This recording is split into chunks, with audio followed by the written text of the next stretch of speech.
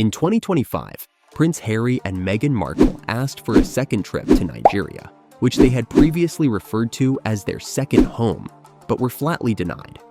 Nigeria's Ministry of Foreign Affairs issued a formal and unambiguous denial, expressing worries that the couple's tours served more to enhance their image than to further Nigeria's political or economic interests, in contrast to their first visit in 2024, which was warmly received. Tensions over protocol, national interest, and the couple's unofficial royal status were brought to light by this diplomatic snub, which sparked intense debate over the ramifications for their international reputation and their relationship with Nigeria. Number 10.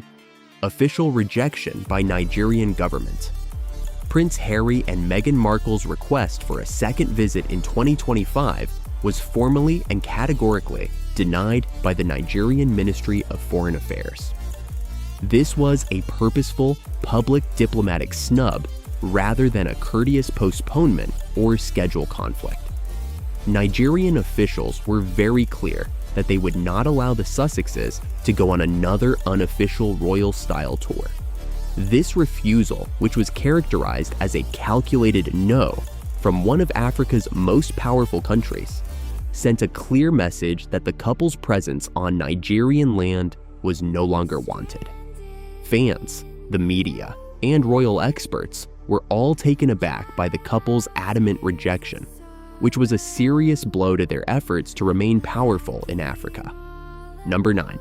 No national interest in hosting another visit. Nigerian officials made it clear that permitting the Sussexes to return would not benefit Nigeria politically, economically, or culturally. The anticipated second visit was seen by the government as being out of step with Nigeria's national priorities and interests. Given that the visit was unofficial and did not guarantee concrete results for Nigeria, hosting the couple once more was viewed as a waste of public funds and diplomatic goodwill. Nigeria should not be utilized as a platform for image development or personal branding unless there are obvious advantages to the country's diplomatic or economic goals, officials said. Number 8. Diplomatic pushback against perceived agenda. The rejection was a purposeful diplomatic rebuttal to what Nigerian authorities believed to be a covert purpose for the Sussexes' visits. The authorities believed the pair wanted to influence others or interfere with local issues under the pretense of kindness, rather than concentrating on true cultural exchange or humanitarian activities. According to officials, the visit was a feel-good tour with potential goals beyond charity and culture, such as influence and perhaps disruption. Nigeria's determination to defend its sovereignty and diplomatic integrity against petty or self-serving meddling was shown in the harsh rejection that followed this impression. Number 7. Criticism of the first visit as publicity stunt. Many Nigerians and cultural pundits later denounced the Sussexes' first visit in 2024 as a planned event solely intended for media exposure and image boosting, despite the fact that it was first greeted with smiles and cultural celebrations. Many viewed the visit as theatrical, devoid of nuance or sincere interest in Nigerian social or cultural reality. The couple's participation, according to critics, was more for photo opportunities and Netflix filming than for any real purpose. This impression damaged their efforts' legitimacy and played a big role in the government's decision to forego a second visit. Number 6. Meghan's claim of 43% Nigerian ancestry. Nigerians were skeptical and critical of Meghan Markle's public assertion that she is 43% Nigerian, which she made on her 2024 visit, and was based on a DNA test. Many questioned the timing and veracity of this disclosure, arguing that it was a calculated attempt to win support and legitimacy while traveling. Meghan had not previously shown interest in her alleged Nigerian heritage, according to critics, until it suited her public and personal story. Number 5. Controversy and backlash from the first visit. Although the first visit attracted a lot of public attention, it also caused controversy and criticism from Nigerians who believed the Sussexes' attendance was more show than content. The emphasis on personal branding and the participation of Netflix teams sparked questions about the visit's real purpose. Some Nigerians doubted the couple's sincerity and importance, viewing the visit as opportunistic. Nigeria's decision to bar a second visit was largely influenced by this conflicting response, which expressed discontent with the couple's strategy and apparent intentions. Number 4. Concerns over Sussexes seeking royal treatment. The Sussexes' expectation of royal privileges and preferential treatment, despite their lack of official royal status, has caused concern among Nigerian officials and cultural leaders.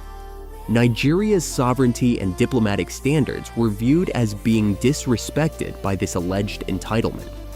Their choice to decline the visit was further supported by the government's reluctance to provide such courtesies to a couple who had resigned from official royal duties. Number 3. Lack of official coordination with British diplomacy. Official recognition, security plans, and diplomatic procedures were complicated by the Sussexes' unofficial trips, which were not organized through the British Foreign and Commonwealth Office. It was challenging for Nigerian authorities to accept Harry and Meghan within pre-existing diplomatic frameworks, because their travels were not included in official diplomatic tours because they are no longer working royals. The administration was reluctant to authorize another trip because of the logistical and diplomatic difficulties caused by this lack of official status and support. Number 2. Strategic PR moves amid waning popularity. The Sussexes' visits were interpreted by critics and observers as calculated PR attempts to repair their reputation abroad in the face of waning support and tense ties with the British royal family. Rebranding and regaining public attention were viewed as opportunities presented by Africa's historical links to royalty. Nigeria's rejection, however, demonstrated the limitations of such PR tactics when faced with public opinion and diplomatic considerations from sovereign governments. Number 1. Broader Nigerian resistance to cultural exploitation. Nigerians' broader opposition to the alleged exploitation of their culture and traditions for celebrity branding and private benefit is reflected in the refusal.